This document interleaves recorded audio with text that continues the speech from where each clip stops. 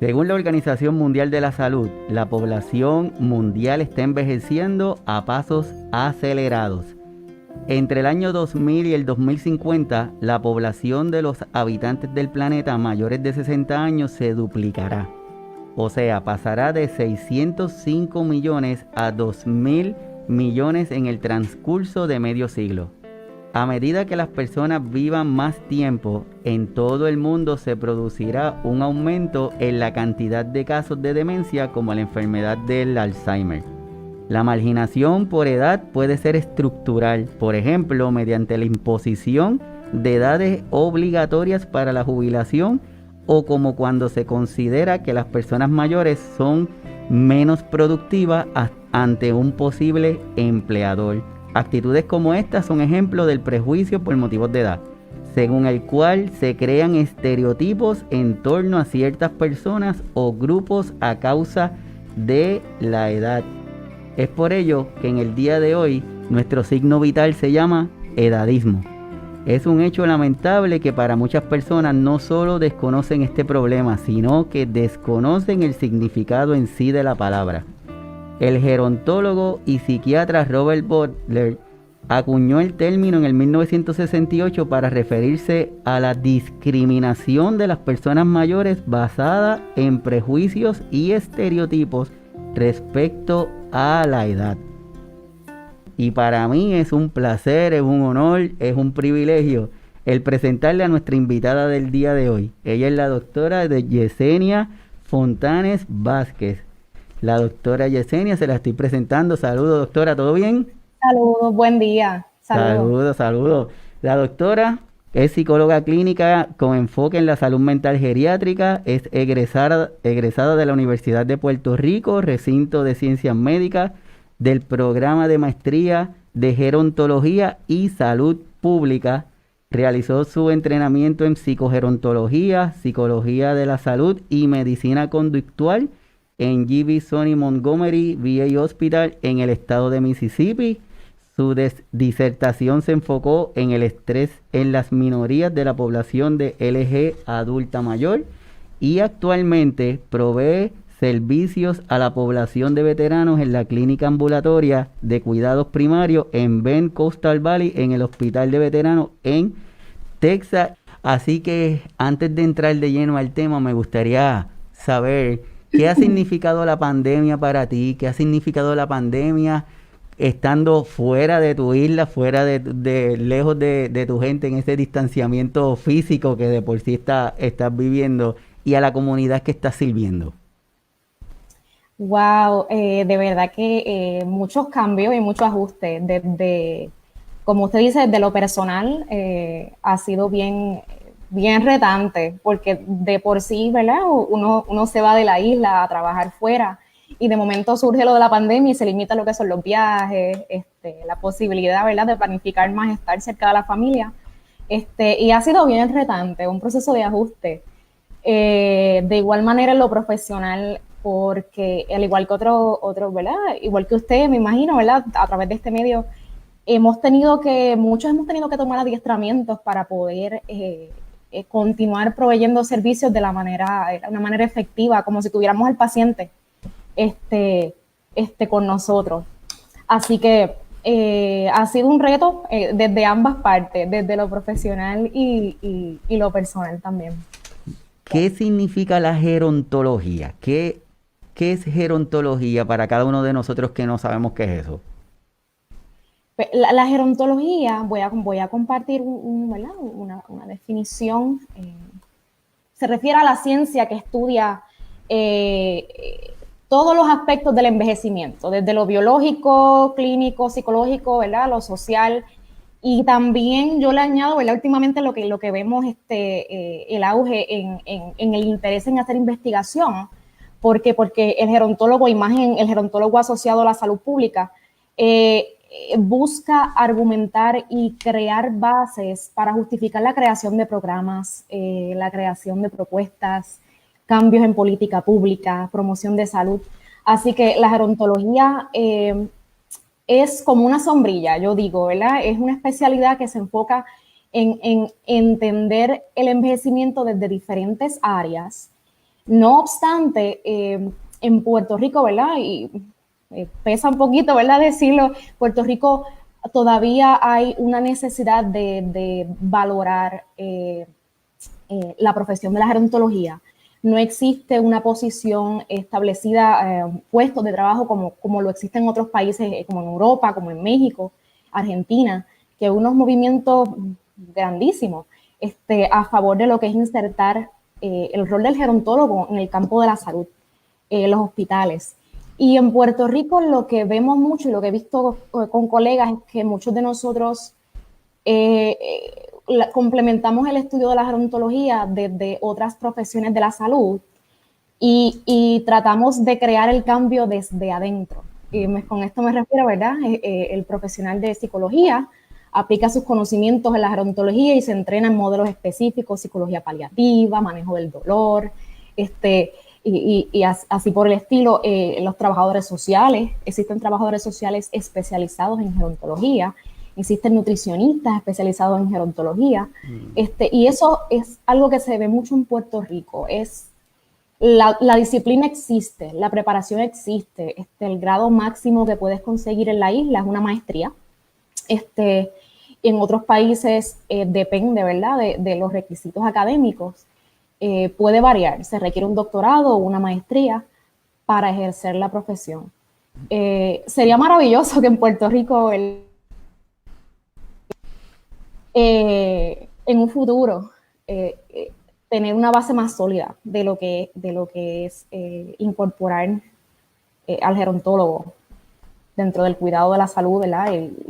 Porque es importante, es algo que no tenemos. Pero sí, cada vez que hay un gerontólogo, ¿verdad?, con el que tengo la oportunidad de hablar en la isla o que estudió gerontología, usualmente insertan el conocimiento de la gerontología desde otra profesión. Y lo que hacemos es complementar, dependiendo de la especialidad. Me parece que es súper importante porque hoy día los tiempos van dirigidos a la integración de servicios. Es ver el paciente de esa forma holística, no es como antes que se veía todo como que separado. Hoy día la intención es ver al paciente como un todo. Todavía nos falta mucho, como tú dices, en Puerto Rico, que esa integración de los servicios se logre, pero en la medida que podamos seguir teniendo información y profesionales así como tú, nos va a permitir que esa integración se vaya dando. Y dentro de la gerontología, la psicogerontología, entonces, ¿qué hace el psicogerontólogo? Cuando hablamos de psicogerontología, el profesional de salud mental, ¿verdad? Hablamos de un psicólogo clínico que tiene que estar licenciado, tiene que pasar por un proceso de licenciamiento adicional en un board para especializarse en el área de gerontología como tal. Se enfoca en entrenarse en modelos de terapia que van dirigidos a manejar diagnósticos que se presentan con mayor frecuencia en esta población. Un psicogerontólogo tiene entrenamiento general un psicogerontólogo puede dirigirse a otros grupos de edad, ¿verdad? Porque el entrenamiento es de un psicólogo clínico en general. Pero al decidir el enfoque en psicogerontología, tú eliges tener un entrenamiento en una educación enfocada en modelos de terapia que trabajan con situaciones de salud mental, que son característicos del adulto mayor. Por ejemplo, trastornos neurodegenerativos, manejo del dolor, la medicina conductual en general también trabaja terapia cognitivo-conductual para la insomnia, ¿verdad? Trabaja lo que son llevar a cabo evaluaciones cognitivas y neuropsicológicas para detectar el nivel de deterioro cognitivo e identificar si hay necesidad de referir al paciente al neurólogo y así por el estilo. El psicólogo también trabaja de manera integral, como mencionas, en unidades de donde los pacientes adultos mayores están hospitalizados, ¿okay? Y trabaja en conjunto a los enfermeros, a los trabajadores sociales. Trabajamos lo que es la activación conductual para facilitar los procesos de adherencia, por ejemplo, cuando el paciente está recibiendo terapia física, cuando el paciente está en un tratamiento de enfermedad crónica como enfermedad renal. Como mencionamos anteriormente, lo que es la psicología paliativa, el proceso de final de la vida. En este sentido, abarcamos lo que es el cuidado al paciente, ¿verdad? Durante esta etapa, pero también tratamos de incluir a la familia. Así que el psicólogo clínico que trabaja con la población de adultos mayores en psicología paliativa también trabaja con el familiar del adulto mayor. Un poquito, básicamente, eso sería lo que trabajaría la psicología enfocada en la gerontología. Pues ya tenemos una idea de que las poblaciones del mundo a través de los años, las expectativas de vida han ido cambiando. Al cambiar la expectativa de vida, según los años como lo estamos presentando, las personas están viviendo más, tanto hombres como mujeres, y se sabe que las mujeres tienen una expectativa de vida mayor. Se espera que para las poblaciones para el año 2050 sean poblaciones que son más adultas, más envejecientes, que jóvenes, porque han ocurrido algunos cambios, la tasa de mortalidad, la tasa de natalidad que ha ido disminuyendo, entre otros. Entremos al tema que queremos dialogar hoy, que es el tema del edadismo, una palabra que no estamos muy familiarizados a la palabra, pero que yo estoy completamente seguro que cuando tú nos empieces a hablar vamos a darnos cuenta que estamos muy familiarizados con lo que significa esa palabra. Así que, ¿qué es lo que significa edadismo? Pues edadismo es un término que, como bien mencionaste al principio, o sea, Robert Butler lo acuñó en el 69, ¿verdad? A lo que conocemos por el conjunto de acciones discriminatorias, estereotipos, prejuicios y microagresiones o microedadismo hacia la población, ¿verdad? Hacia cierto grupo de la población solamente por cumplir con el criterio, ¿verdad? De ser mayor de 60 años o personas de edad avanzada. Lo interesante de este concepto es que se da todo lo que mencionamos, el discrimen, el estereotipo, las microagresiones, se dan desde otros grupos de edad, pero también se dan desde la misma población de adulto mayor. En tanto, ellos aprenden a internalizar y asumir esta narrativa que está dada por la opinión, ¿verdad? Que es norma en la sociedad. Otro concepto bien parecido, algunas personas lo catalogan como, ¿verdad? Como sinónimo, es la gerontofobia, que son las conductas y los pensamientos que reflejan el temor al envejecimiento o que van dirigidas a la evitación y se manifiestan en una dificultad irracional, como todas las fobias, irracional, para ajustarse a esta etapa del desarrollo humano. Algunas personas hablan de que la gerontofobia es un término nuevo, como un update, ¿verdad?, a lo que es el edadismo, pero ciertamente se puede ver también como un tipo de edadismo, en tanto es esa internalización de la persona mayor, es esa internalización de que hay una perspectiva negativa hacia mi grupo de edad, ¿ok? En tanto la persona dice, ok, tengo un temor irracional de envejecer. Así que la gerontofobia viene a ser un tipo de edadismo también. Esta percepción negativa incluye pues ideas asumidas, por ejemplo, lo escuchamos bien común respecto a la enfermedad, a la dependencia, al deterioro.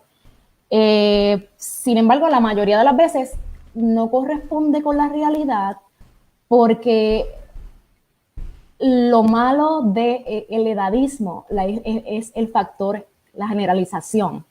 Estamos generalizando unas ideas a partir de unas opiniones cuando sabemos que las formas de envejecer son diversas y hay diversidad dentro de la diversidad misma, ¿verdad? Un poquito de contexto, como mencionaste, ¿verdad? A nivel general, se convierte en un problema real porque el grupo de edad mayor en nuestra sociedad y a nivel mundial coincide con nuestra realidad en Puerto Rico, son los adultos mayores. Así que el grupo de adultos mayores es un grupo mayoritario a nivel demográfico, pero se considera un grupo minoritario. ¿Okay? Esto es importante cuando hablamos de edadismo, porque el edadismo constituye un tipo de discrimen, ¿verdad? Si lo vamos a ver. Y alguna literatura y algunos teóricos hablan de que el edadismo se considera la tercera causa de discrimen en el mundo. Pero ¿qué pasa? Como usted menciona, doctora, al principio, es un tipo de discrimen que no es tan visible como el sexismo, como el racismo. Entonces, como es tan invisible, ya lo llevamos a nivel histórico y cultural con nosotros, de maneras que parecen ser hasta sutiles, ¿verdad? Formas, vamos a discutir ya mismito algunos ejemplos, formas de edadismo que no tienen ninguna intención de hacer daño, pero sin embargo, como no conocemos, como tenemos eso asumido por mucho tiempo dentro de la cultura, pues no se ve y es difícil identificarlo. Así que, un poquito para entender, los grupos minoritarios son aquellos que son a los que se le atribuyen unas características negativas a partir de la opinión de la norma. Estas características son excluyentes y perpetúan el discrimen. Otros ejemplos de un grupo minoritario puede ser las mujeres, las personas sin hogar, la comunidad LGBTQ, y así por el estilo. Son grupos en la sociedad que históricamente, lamentablemente, han sido señalados por una opinión normativa que no está basada en la objetividad, ¿ok? Cuando hay edadismo, ¿verdad? Del grupo de la vejez, hablamos de que entonces estas características son asumidas, están fundamentadas en estereotipos y se perpetúan a través del tiempo. ¿Cuáles son estas formas en que se presenta el edadismo? Pues escuchamos hablar mucho de prejuicio, discrimen, ¿verdad? Y las microagresiones, que yo diría que es la forma más peligrosa y más difícil de identificar cuando estamos hablando de las formas en que se presenta el edadismo. Para hablar un poquito de cómo se diferencian estos conceptos, el prejuicio es lo que consideramos una opinión que está preconcebida sobre una persona o un grupo que no está basada en hechos objetivos. El discrimen, cuando hablamos de discrimen, ya se considera la acción de llevar a cabo un comportamiento que atenta contra la población en cuestión. Cuando hablamos de microagresiones, también hablamos de comportamientos que atentan contra el grupo en cuestión, pero hablamos de que es un poquito más difícil de identificar y un poquito más retante, porque las microagresiones pueden ser muy sutiles y son formas aprendidas.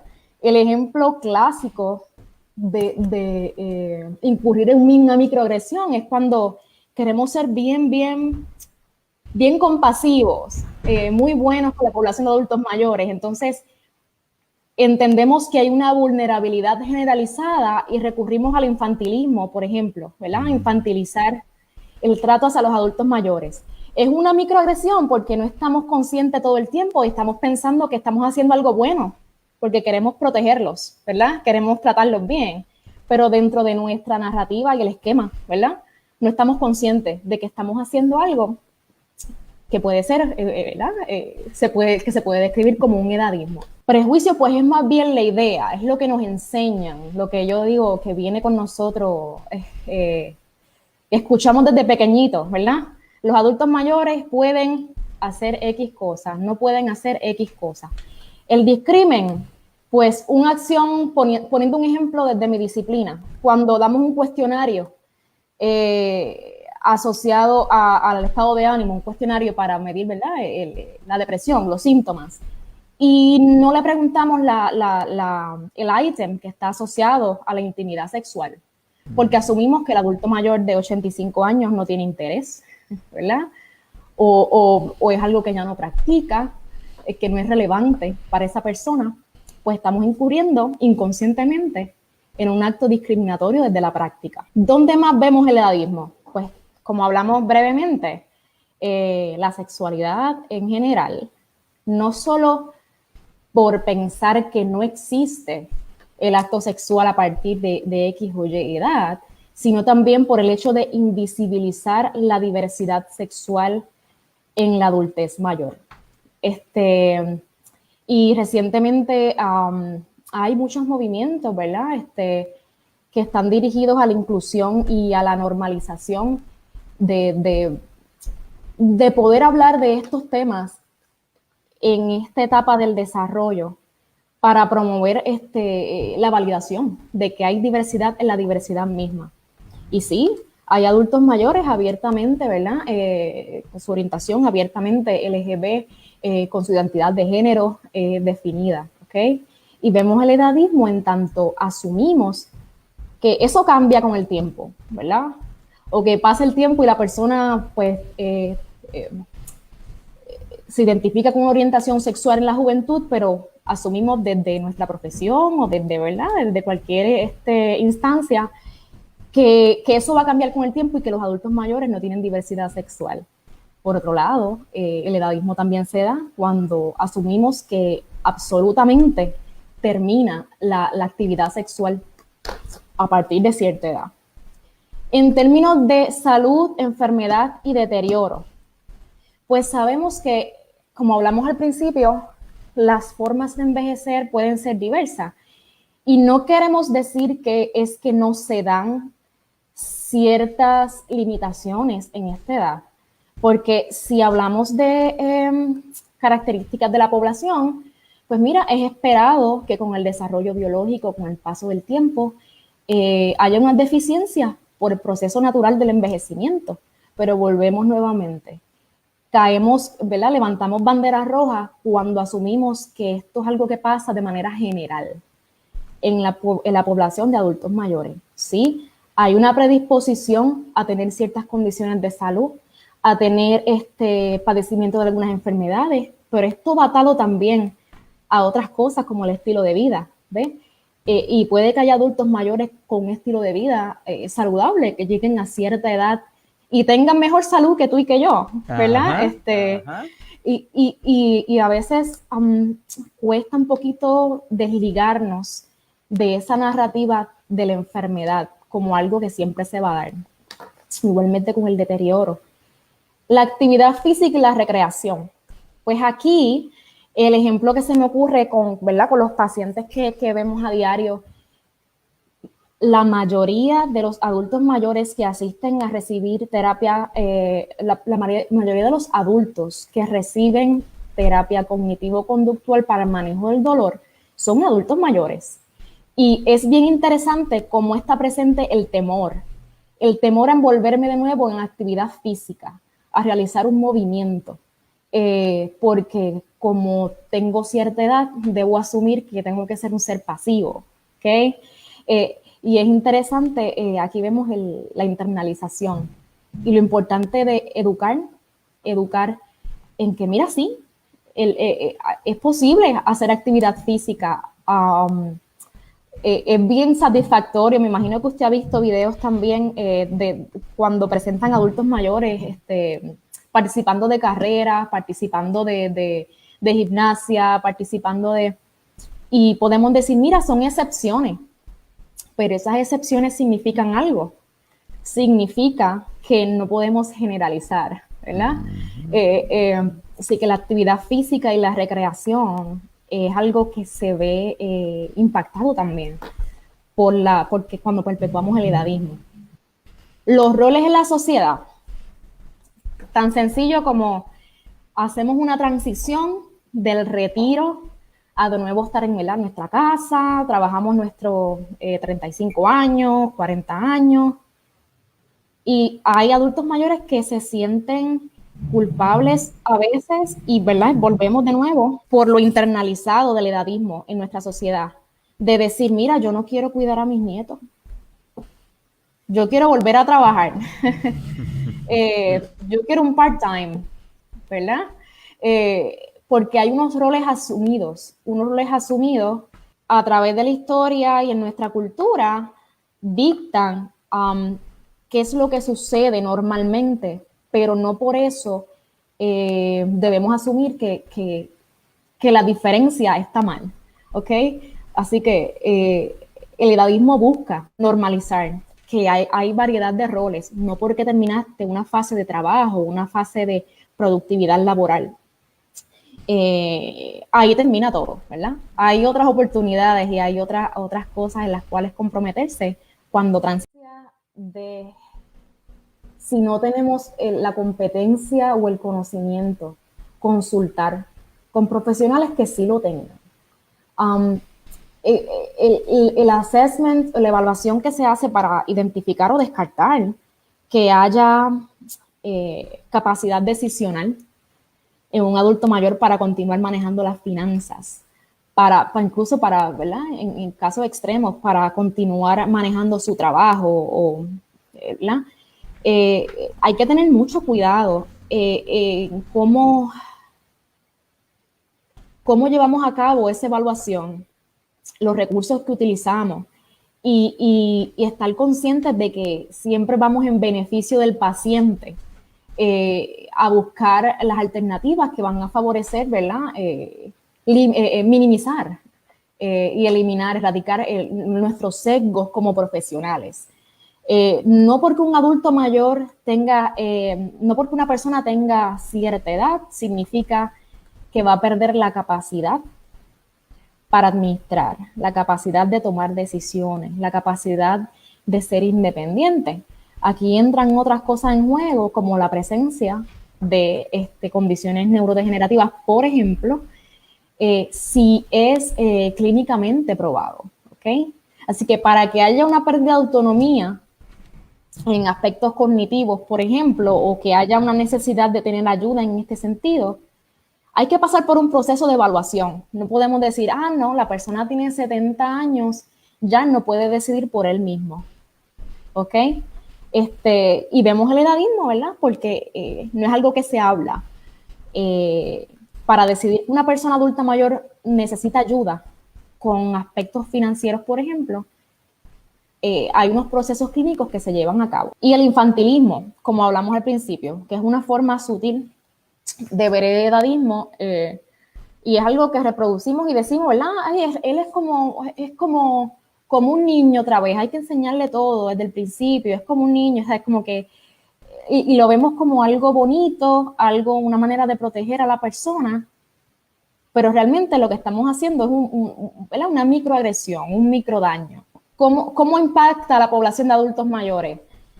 Pues se mantienen estas dinámicas que no promueven el envejecimiento pleno. Lo que hacen es dictar desde afuera cómo debe ser el envejecimiento, ¿verdad? Y dictando de afuera cómo debe ser el envejecimiento, ponemos a las personas a que no necesariamente es con el cual están cómodos, ¿ok? Está probado, ¿verdad? La literatura nos dice que la lenta acumulación de las microagresiones puede generar sentimientos de segregación, exclusión y sentirnos inadecuados socialmente. Así que el edadismo tiene este impacto. La literatura nos dice al principio, mostraste una gráfica, de que afecta a nivel la esperanza de vida. Y está probado que las personas que pasan, en el impacto en la salud es que se observa una esperanza de vida más corta, hay un menor nivel de autonomía, menor productividad y mayores condiciones vasculares.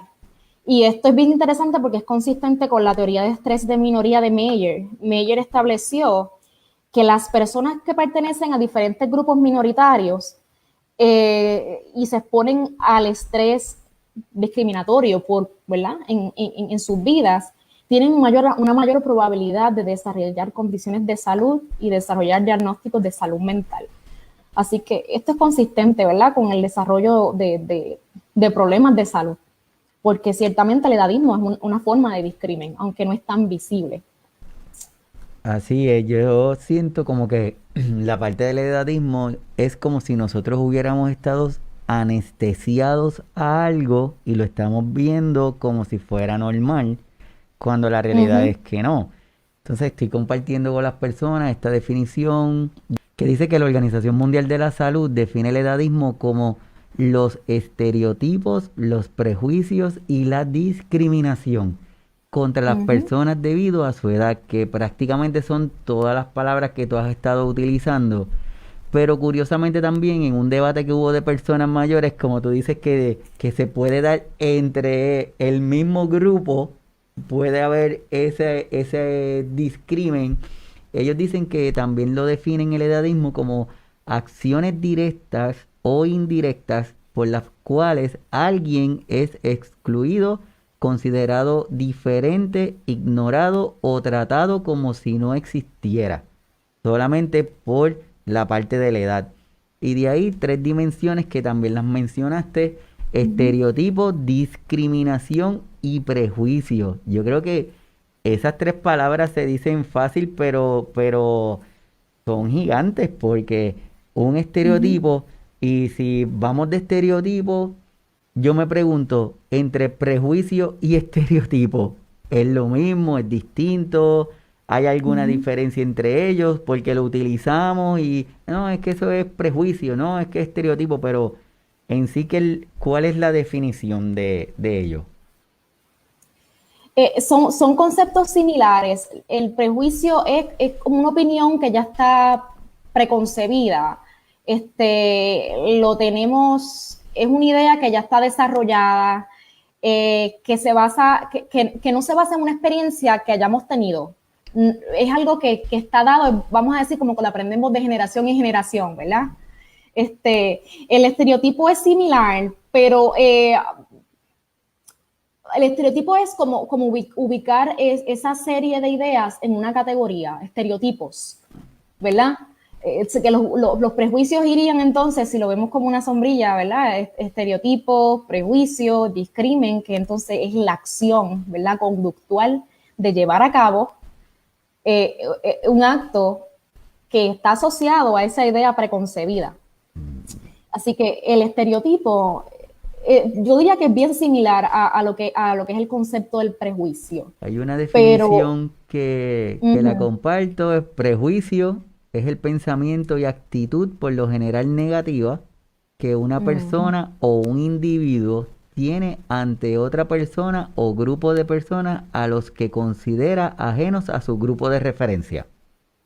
yes, uh-huh, Y en el estereotipo dice que es una imagen mental muy simplificada, con pocos detalles acerca de un grupo de gente que comparte ciertas cualidades características.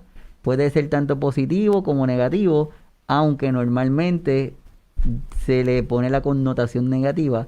Suele ser un conjunto yes, de creencias compartidas socialmente sobre las características de una persona que suelen exagerar un determinado rasgo que se cree que tiene un determinado grupo. Por ejemplo, no sé, se me ocurre preguntarte, Jesse, uh-huh, una persona que yo veo que es joven, que utiliza una ropa en particular, que regularmente son ropas oscuras, que utilizan, se ponen como que cadenas, tienen un look bien oscuro entre ellos, como melancólico, lo vemos y nosotros sin saber mucho, pero rápido se nos ocurre decir, ay, es que ese debe ser gótico. Aunque no sepamos uh-huh. bien la definición de eso, pero como nos imaginamos que ese es el look de ese grupo, pues lo ponemos ahí. Eso sería un ejemplo de un estereotipo. Pues mira, yo creo que al ser generalizado, podríamos decir que es un ejemplo de un estereotipo, porque estamos ubicando ya, estamos generalizando, ¿verdad? Esas características que mencionaste, las estamos asociando con un ideal o una imagen de algo que aprendimos, que vimos, que escuchamos. Y yo creo que la palabra imagen es bien característica del concepto estereotipo. Ah, ok. Este, Estamos asociando con un conocimiento que teníamos previamente de lo que aprendimos según esas características, pero no tenemos una referencia objetiva. Mm, Y en esa parte de la objetividad los conceptos coinciden. Ni el prejuicio ni el estereotipo están basados en una opinión objetiva. Y la exageración, eh, la característica de la exageración, este, podría caer dentro de ese ejemplo. Hay una pregunta, Liliana también dice, ¿cree usted que falta información en las sociedades?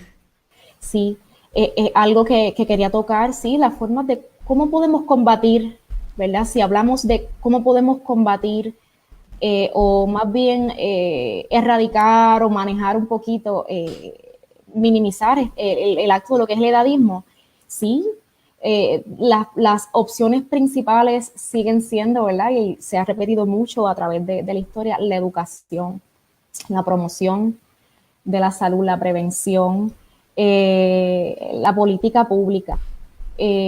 Trabajar con la conciencia, como mencioné al principio, la conciencia de que hay que manejar el asunto desde adentro, desde las mismas profesiones, donde ponemos nuestro grano de arena para, mira, si en mi ambiente de trabajo o en mi grupo interdisciplinario hay una concepción de lo que tiene que ser el edadismo, de lo que tiene que ser el trato hacia la persona de adulto mayor, y nosotros detectamos ese sesgo, detectamos esa diferencia ¿verdad? De ver la perspectiva de esa persona respecto al cuidado del adulto mayor. Es nuestra responsabilidad como profesionales de la salud y como cualquier miembro de la sociedad que tiene la conciencia de lo que es discriminar contra la profesión, es nuestra responsabilidad de tratar de educar. El reto, claro está, es cómo nos hacemos conscientes. ¿Cómo nos hacemos conscientes de que tenemos esos sesgos, de que tenemos esos bias? Inevitablemente, ¿verdad? La educación, nuestro interés. Y la política pública, como mencioné, la educación pública y mediática con enfoque intergeneracional, respondiendo también a la pregunta de la compañera, es que sí, la educación en la sociedad, pienso que sería ideal que fuera dirigida al adulto mayor, pero abarcando otros grupos de edad, porque mucho vemos que tratamos de promover el bienestar, la calidad de vida de la población de adultos mayores, pero se nos hace difícil conectarnos con la idea de que si trabajamos nosotros ahora mismo como adultos jóvenes o adultos en proceso de envejecimiento, en, en, en una vejez plena, nos estamos ayudando a nosotros mismos porque vamos a llegar ahí, ¿ok? Y a veces se nos hace difícil pensar que somos parte de ese cambio si ayudamos a educar desde la perspectiva intergeneracional. Y el geroactivismo, que es un concepto que veo mucho en las páginas de las instituciones en México, y me gusta mucho cómo ellos proyectan la promoción del cambio desde la misma población. Y creo que la educación y el geroactivismo es una forma muy efectiva de contrarrestar esta desinformación. Entonces, evitar que se perpetúen la información de entonces qué es y qué no es correcto en la etapa de la adultez mayor. Sí, esa es la pregunta, ¿verdad? ¿Qué es correcto o no? Pero lo importante es que a la vez que estemos educándonos y estamos aquí aprendiendo contigo, vamos a tener más información y esa es la data que nos va a permitir poder discriminar. Y muchas veces hasta nosotros mismos, te confieso que cuando yo estoy buscando la información, me estoy buscando la data para estar compartiendo contigo, de momento hacía búsquedas que cuando estaba mirando las definiciones yo decía, ay, yo creo que yo estoy cayendo en un microadedismo aquí buscando esta palabra de esta forma. Pero Sí, hasta el lenguaje. Uh-huh. el lenguaje, pero por eso te digo, yo siento que como que estamos anestesiados a unos comportamientos y los vemos como bien, como vemos un programa de comedia en donde nuestros adultos mayores están haciendo cosas aumentando algún comportamiento que ellos tienen. Entonces a nosotros nos da risa porque esa es la intención del programa. Pero ahora yo mismo me puedo sentir hasta mal porque Perdóname. ahora no sé dónde voy a estar, pero esa es la intención del programa. La intención del programa es aprender, Sí, ver te con lo que entiendo. estamos haciendo, ver Uh-huh. estos comportamientos y tener claro lo que estamos haciendo, porque es que si no no vamos a estar aprendiendo. Quiero compartir un videito bien cortito, si me lo permites, que yo creo que en el Claro. punto resume lo que tú me estás comentando. Vamos a ver si lo puedo correr. Mm. Um,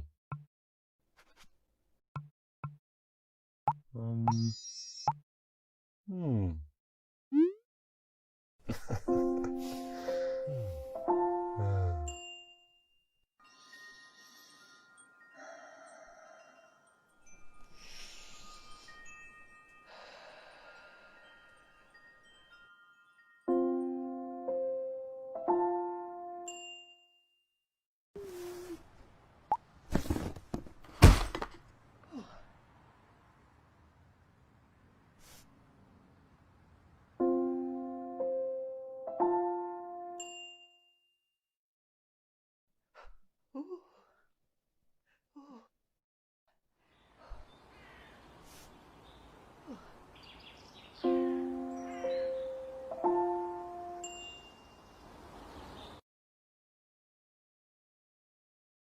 así mismo. ¿Verdad? Son Y, cosas que uno mira y uno rápido ujú, asume, no, porque es que tiene X edad, pues sí, no debe estar haciendo y cuando, como dice al último, ampliamos la imagen, quizás tenemos mayor información.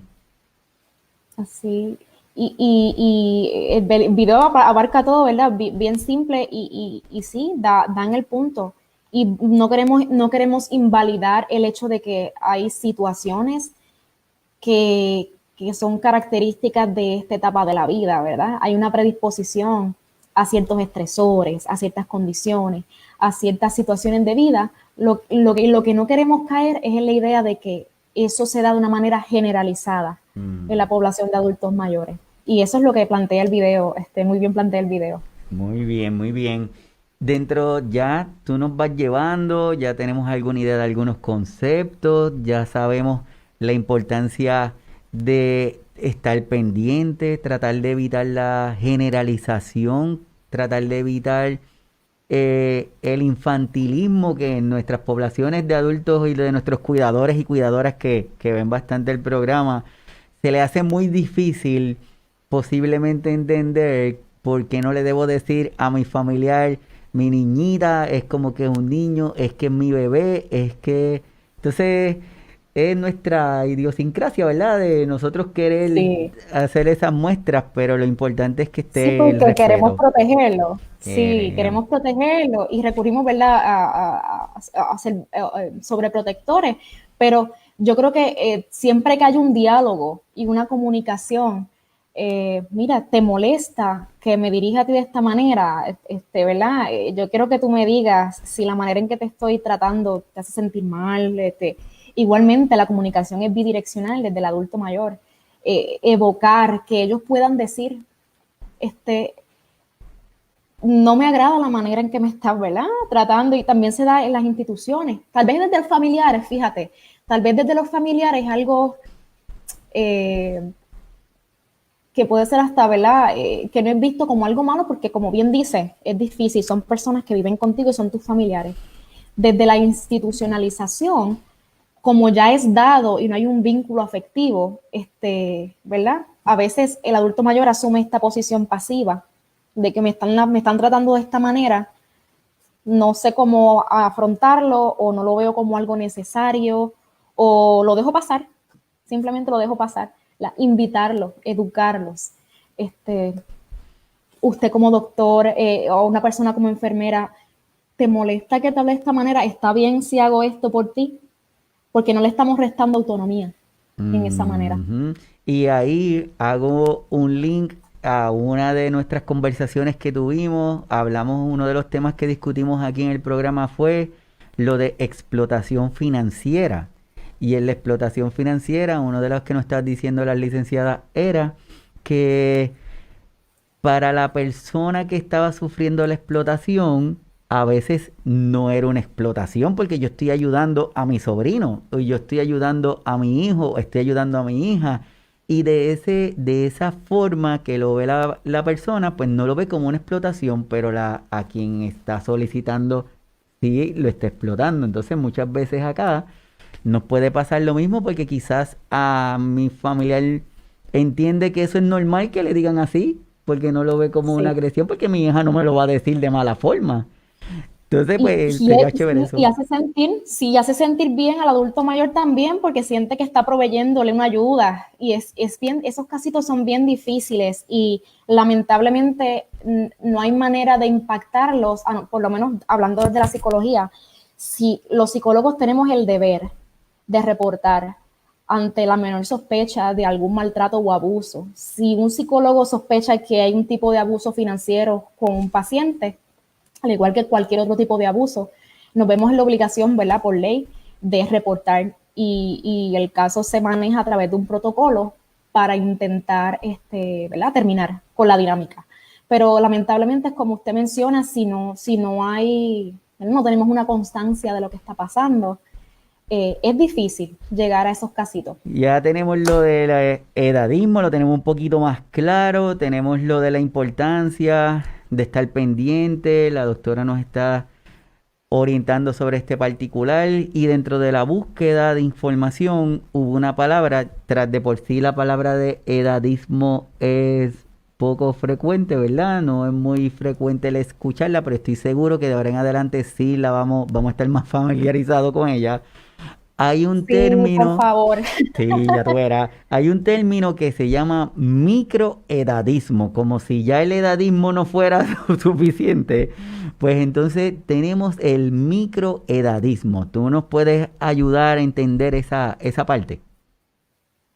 Pues el microedadismo creo que va bien, bien, bien de la mano con lo que es parecido a lo que son las microagresiones, Ah, pero enfocadas en lo que es el tipo de prejuicio específicamente, ¿verdad?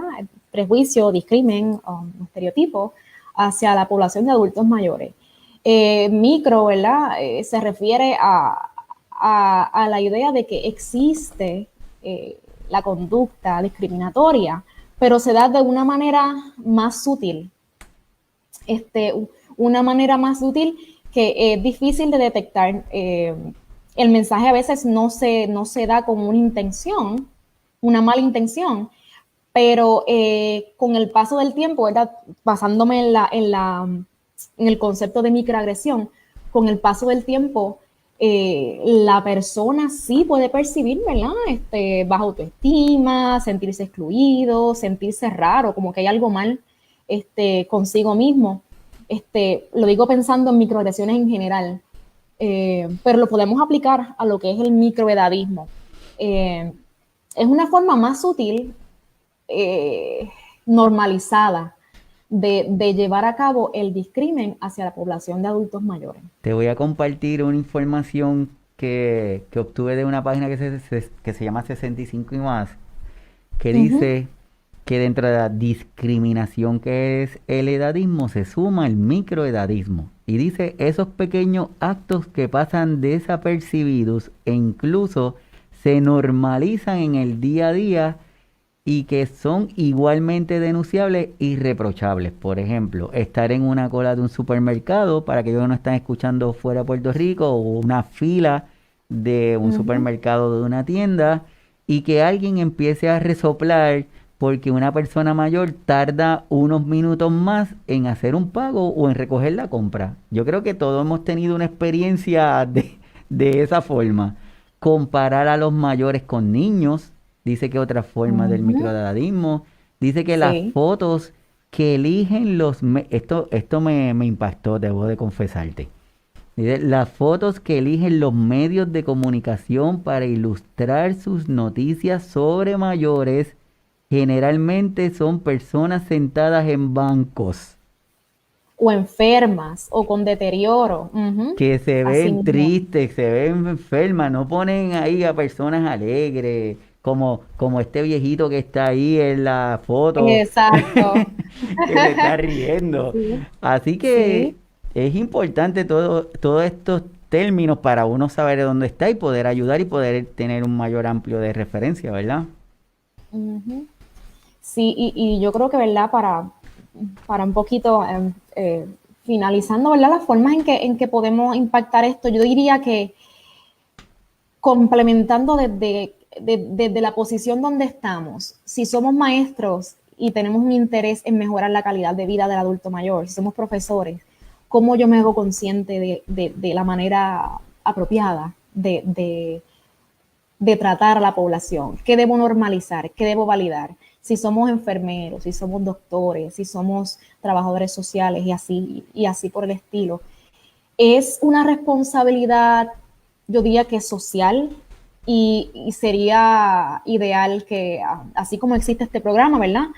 Que hace visible esta problemática, existieran muchos más foros donde se viera la realidad de lo que representa incurrir en este tipo de práctica, o de seguir perpetuando, ¿verdad? Lo que es el discrimen hacia la población adulto mayor. ¿Y de quién es la responsabilidad? Pues de nosotros como ciudadanos, de profesionales en todos los ámbitos, y también el mismo adulto mayor es responsable. Así que si usted es adulto mayor de 60 años, está escuchando, ¿verdad?, esta conversación, sea voz, sea una pieza del cambio. lleve, ¿verdad?, la información, valide la diversidad en la diversidad, y si necesita ayuda, si necesita conectar con profesionales que puedan ayudarlo a entender la transición y el ajuste a esta etapa de desarrollo, la ayuda está. Es difícil hablarlo y pedirla, pero la ayuda para manejar situaciones asociadas y educarnos en lo que es ¿verdad?, entender un poquito mejor el edadismo, está. Así que gracias por la invitación. No, gracias a ti y de verdad te agradezco mucho que hayas sacado de tu tiempo, que sabemos que estos tiempos son muy complicados y te agradezco mucho que hayas sacado de tu tiempo y estés aquí con nosotros y con cada una de las personas que comparten este foro en Signos Vitales. La intención del programa es tener un poquito más de información, hablar de temas que son importantes, pero desde otra perspectiva, ¿verdad? Para ampliar ese abanico de información que cada uno de nosotros tenemos, a todas las personas que se conectan, que los sábados yo siento que están esperando por el programa, eso yo mismito aquí trabajándome psicológicamente. Sí, muy Así bien. que cada una de las personas que se conectan, de verdad que les agradecemos que busquen en las plataformas, están en Facebook, estamos en YouTube, están en formato de podcast, es solamente la parte de audio en el formato de podcast que está en las diferentes plataformas de Spotify, entre otros. Eh, Yesenia, a modo de un comentario final, ¿qué le tendremos que decir a toda esta gente que está viendo, que están escuchándonos, que van a seguir viendo y escuchando el programa después que nosotros hayamos terminado? ¿Qué le podemos decir a cada uno de ellos? Y si hay alguna forma que se quieran contactar contigo, alguna red social, la puedes decir. Eh, si estamos, ¿verdad?, unidos e interesados en un tema, es porque evidentemente hay una responsabilidad para con la población de adultos mayores. A veces es difícil hacer el cambio cuando no vemos que tenemos los medios y los recursos. Yo diría que la clave es hacer alianzas en nuestros grupos de trabajo, educar a otros profesionales que no tengan las competencias y trabajar mucho la promoción de este conocimiento en gerontología, para compartir la información que tenemos como personas que a lo mejor tenemos, ¿verdad?, un adiestramiento que ellos no tienen, pero se nos hace difícil lograr el cambio solitos. Vamos a crear alianzas y vamos a trabajar desde adentro para intentar llevar a cabo estos cambios. Muy bien, perfecto. Vamos a seguir creando alianzas y eso significa que vamos a tenerte en más ocasiones. Quiere decir que más sábado A te la vas a orden. levantar temprano para estar con nosotros. No hay ningún problema. Así que súper, y así que te lo Gracias. agradecemos mucho que hayas estado con nosotros, que seas parte de este movimiento, el cual tiene la intención de poder educar, en poder llevar una información adicional a cada una de las personas que se conectan para que de esa forma pues ser personas de cambio y poder ayudar más tanto en el cuidado de nuestros adultos mayores como en el cuidado de nuestros familiares, como en el cuidado de otras personas. Así que esperamos haber logrado la misión de educarlos mientras despertamos la inquietud en cada una de las personas en buscar más información sobre lo que significa el edadismo. Busquen información en los países de donde estemos cada uno de nosotros, oriéntense, edúquense, busquen grupos de apoyo, programas que promuevan una convivencia sana, que sea parte de esta inclusión que cada uno de nosotros debemos tener. Nuevamente, de verdad, agradezco a la doctora por estar aquí con nosotros. Espero que sean Gracias a usted. muchísimas veces más.